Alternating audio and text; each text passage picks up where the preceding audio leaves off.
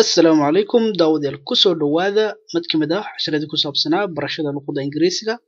Fadlan haddii aad ku cusub tahay Himilo Academy, fadlan subscribe dheh, sidoo kale asxaabtaada la wadaag. Waxaan soo gelin doonaa casharo ku saabsan barashada luqadda Ingiriisiga oo iskugu jira casharo heerarka kala duwan ah, isla markaasna sidoo kale waxaan soo gudbin doonaa casharo ku saabsan grammarka luqadda Ingiriisiga. Marka haddaba si aad u hesho casharooyin kala duwan oo heerarka kala duwan ee barashada luqadda Ingiriisiga ku saleysan, fadlan ku taxnow ama ku xirnow, sidoo kalena asxaabtaada la wadaag. Haddii intaas aan ugu gudubno, casharkan maanta wuxuu ku saabsan yahay laba qof oo wada hadlaysa. Marka wuxuuna ku bilaabanayaa sidatan. Sida caadada inoo ahaydba waxaan qaadan jirnay A iyo B. Marka halkaas waxaa la gelin karaa wixii la doono. Marar badan ayaan soo sheegay, kaliya waa wada hadal. Marka waxaa hadalka bilaabay wuxuu yiri the weather is terrible. Wuxuu yiri the weather, hawada, is terrible waa mid qaab daran, waa mid aan wanaagsanayn. Inta baa lagu fasiri karaa. Marka ereyga terrible waxaa la yiri waa dhibaato, marka wixii aan wanaagsanayn, wixii qaab daran ayaa la yiraahdaa. Marka the weather waxaa la yiri hawada, is terrible marka waa terrible, marka waa mid aan wanaagsanayn waaye marka hawada maanta, ama mid qaab daran ayaa la dhihi karaa. Marka ereyga hadda kor ayaan soo fasiray. Ereyga oo yes intaba waa isku mid, laakiin ereyga inta badan waxaa isticmaala Amerikaanka ama dadka Mareykanka u dhashay ayaa isticmaala.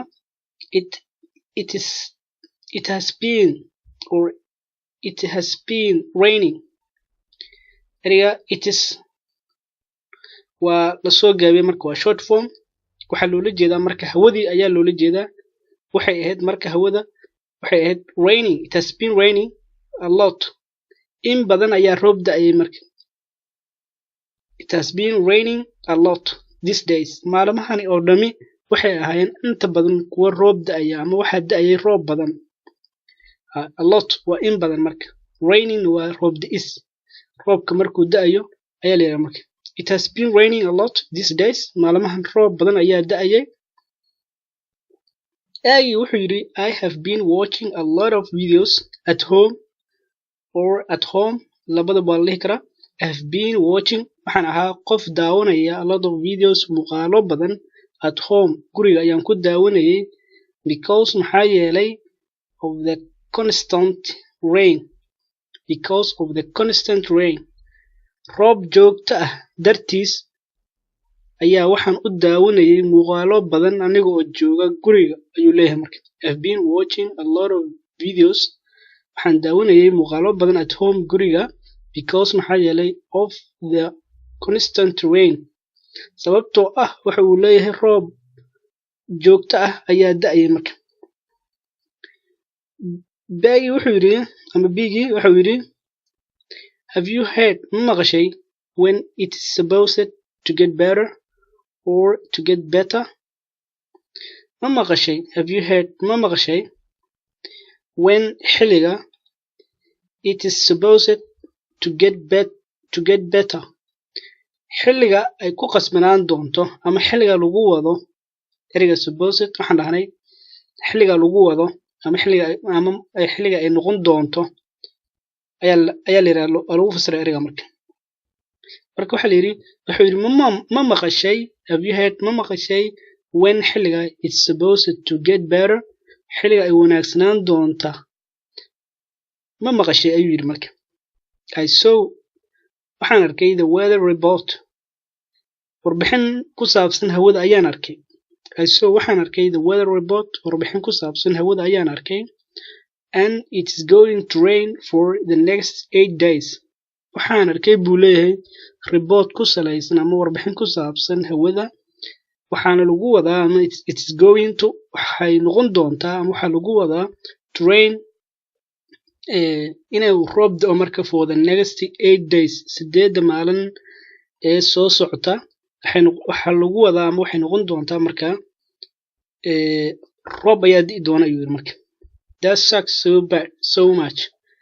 that sucks so much waxaa loola jeedaa marka taa waa arrin aad u xun marka that sucks so much ereyga sucks waxaa la yidhahdaa waa wixii qaab daran ama wixii aan fiicnayn ayaa la yidhahdaa marka waxaa loola jeedaa waxay la mid tahay is not good oo kale or waxa la dhihi karaa that's bad oo kale ayaa loola jeedaa marka that's so bad camal ayaa la dhihi karaa marka halkaa waa isku meeshii marka ereyga sucks waxaan dhahnay waxaa lagu fasirayaa wixii aan wanaagsanayn ayaa lagu fasiraya marka what are we going to do maxaan samaynaynaa marka what maxaa are we going to do maxaan samaynaynaa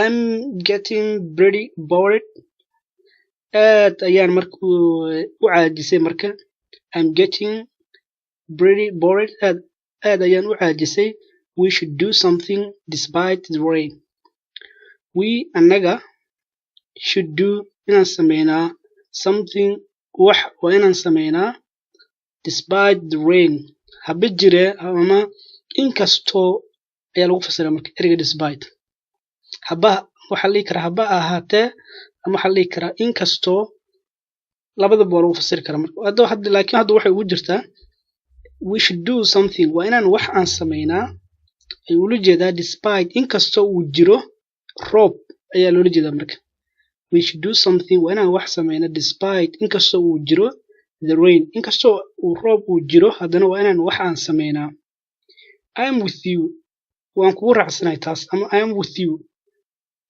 taa adigaan kaala mid ahay I am with you adiga ayaan kula jiraa intaba waa la dhihi karaa marka I am with you marka taa waan kugu raacsanahay amase waan kula qabaa what do you have in mind marka maskaxdaadii ama maskaxdaada maxaa ku jira marka maxaa ka muuqda marka ama maxaa haddii la fasirayo what do you have in mind marka maskaxdaada maxaa kusoo dhacaya marka yani markii wuxuu yidhi waa inaan waxaan sameynaa roob ha jira ama roob iyadoo inkastoo roob uu jiro haddana waa inaan waxaan sameynaa wuxuu uu yidhi marka maskaxdaada maxaa ku jira oo aan samaynayna ayaa loola jeedaa marka what do you have in mind maxaad ku haysaa maskaxdaada marka I haven't been to the mall in a long time mallka ama meesha wax lagu iibiyo dukaamada ay ku yaraan ereyga mall waxaa la yidhahdaa meeshii dukaamo badan laga furo ee dukaamooyin kala duwan laga furo ee meel weyn ah shopping ah ayaa mall la yidhahdaa marka wuxuu yidhi I haven't been to the mall in a long time waqti dheer ayaa igu dambeysay marka ama dhowaanahan ma aanan tegin marka mallka intaba waa la dhihi karaa I haven't been to the mallka ma aanan tegin marka in a long time ago xilli fog ayaa igu dambeysay ee loola jeeda marka mallka let's go there and aadno halkaa marka let's go there and aadno halkaa that sounds good arrintaasi waxay u muuqataa marka ama dhawaqaasi wuxuu u muuqdaa mid wanaagsan waxay hayaan a movie theater there halkaa waxaa jira marka ama waxaa yaala ama waxaa ku yaala moolkii ayaa loola jeedaa movie theater meel theater filimada ayaa ku yaala soo sidaa darteed if we get bored haddii marka aan caajisno we can watch waan daawan karnaa a movie muuqaalada filimada ayaan daawan karnaa marka great hagaag I will stop by your place now hagaag I will stop waxaan ereyga hadda I will stop by waa isu socdaa stop keliya maaha laakiin stop by ayaa lagu fasiraya marka laakiin wuxuu yidhi marka great hagaag I will stop by your place now hagaag waxaan ku imaanayaa ama waxaan kugu soo booqanayaa goobtaada hadda ayuu yidhi marka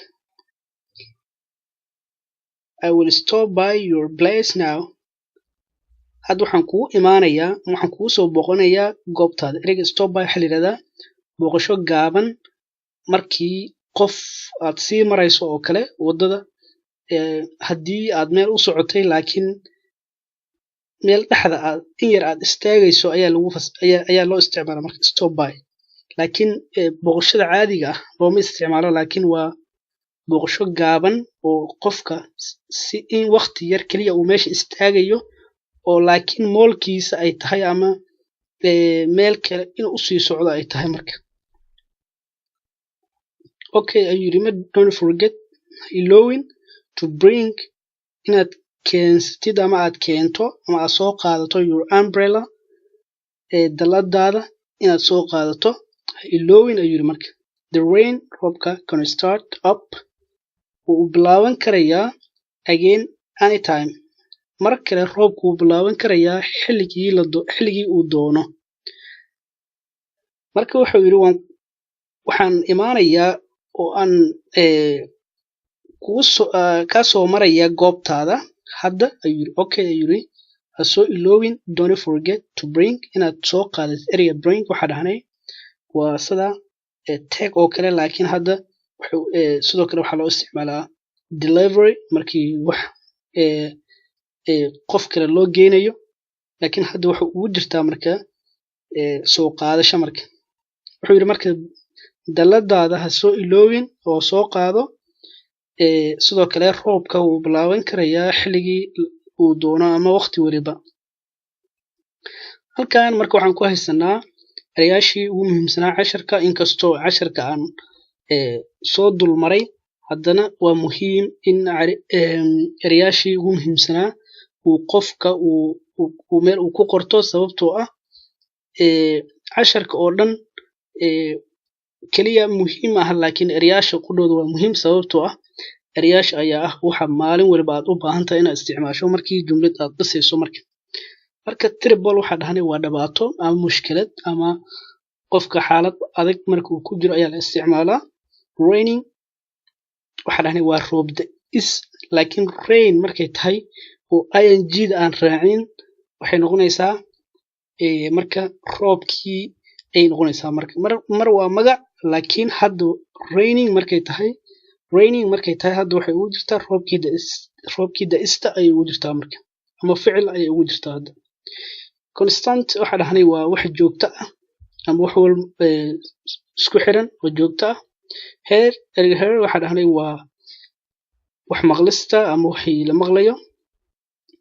Report waxaa dhahnay waa warbixin.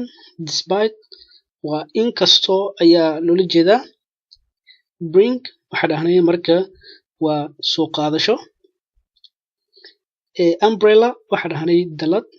Stop by-na waxaa dhahnay waa booqasho gaaban ama qofka oo meel sii maraya oo laakiin in yar sii istaagaya marka laakiin booqashada caadiga ah qofka kala sii tagaya looma isticmaalo. Halkaas ayuu markuu ku egyahay casharkii maanta oo ka mid ahaa casharadii ama wadahadaladii taxanaha inoo ahaa. Fadlan ku xiranow kanaalkeena si aad u hesho muuqaalo kale oo ku saabsan barashada luqadda Ingiriisiga. Intaan muuqaal kale ku kulmi doono waxaan idinkaga tegayaa sidaas iyo nabadgelyo.